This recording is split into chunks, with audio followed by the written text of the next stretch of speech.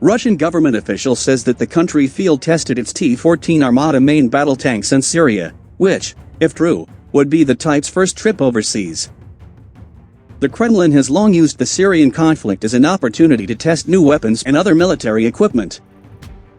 But it's unclear how rigorous the testing of the T-14s in the Middle East actually was, if it even occurred.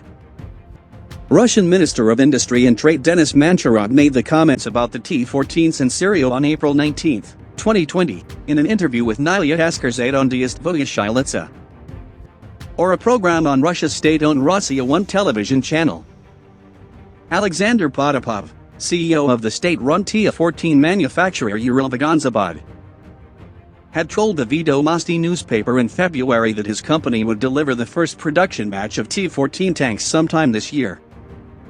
The minister offered no additional details about when or where in Syria the trials had taken place, how many total tanks were involved, and what the testing consisted of, specifically. There has been no word, as yet, from the Russian Ministry of Defense confirming the deployment or offering any additional information. The Russian military has tested other existing and new weapon systems and military equipment in Syria for the first time in the past, including its Caliber C-launched land attack cruise missiles, Kh-101 air-launched cruise missiles, Su-35's flanker combat jets, BMP-T Terminator ground combat vehicles, and unmanned ground combat vehicles, under actual combat conditions. However, with the exception of the small numbers of BMPTs, Russia has not previously sent heavy armor like the T-14s to Syria for its own use. Even if some number of T-14s did go to the country, it's also very possible that the Russian military limited their actual use in order to curtail the potential for accidents or actual combat losses. The minister also talked about potential export orders, which could further help drive down unit costs, and said that there were preliminary orders, but declined to talk about who those possible customers might be. Next year, when serial supplies of these tanks to the Defense Ministry are launched and an Export 6 certificate is obtained, we will begin to work with foreign clients, he added. Being able to say the T-14 has been combat-proven or otherwise employed successfully in Syria would help the Kremlin in marketing the tanks abroad.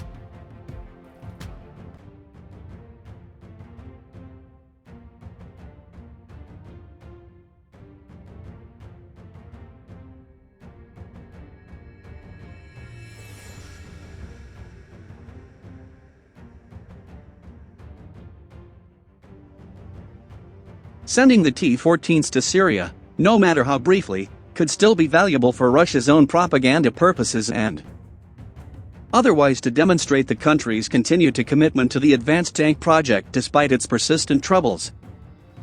Russia first publicly unveiled the T-14 in 2015 during the annual May Victory Day parade, which commemorates the country's victory over Nazi Germany in World War II, and announced plans to purchase thousands of them by the end of this year. Various issues, particularly the Armata's high cost compared to other existing designs, threw a wrench in these plans, and Russia now only expects to buy around 100 in the initial production batch. In 2019, Russia notably took delivery of more World War II-era T-34-85 tanks, obtained from Laos to use for parades and other promotional events, than T-14s. The Russian army continues to receive larger numbers of upgraded variants of the Soviet-era T-90, T-80, and T-72 series, as well. In his interview on T-14, Manchurov expressed hope the T-14's costs would come down as serial production expanded. Yet the T-14 Armata tank is expensive because it is still undergoing extra trials and modernization after the Defense Ministry requested additional technical solutions in order to begin serial supply starting from the next year under the existing contract, he said. The minister also talked about potential export orders, which could further help drive down unit costs, and said that there were preliminary orders, but declined to talk about who those possible customers might be. Next year, when serial supplies of these tanks to the Defense Ministry are launched and an Export 6 certificate is obtained, we will begin to work with foreign clients, he added. Being able to say the T-14 has been combat-proven or otherwise employed successfully in Syria would help the Kremlin in marketing the tanks abroad.